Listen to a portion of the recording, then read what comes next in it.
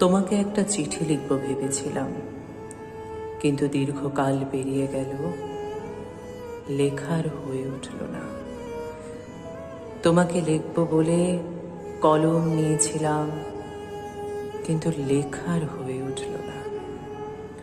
তোমাকে লিখব বলে কাগজ বিছিয়েছিলাম, কিন্তু লেখার হয়ে উঠল না।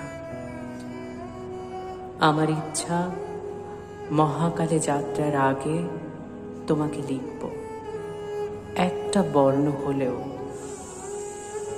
আমার আকাঙ্ক্ষা অনন্তকালে পাড়ি দেওয়ার আগে তোমাকে একটা শব্দ হলেও লিখব।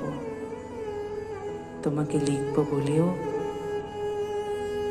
একটা চিঠি লেখা হলো না।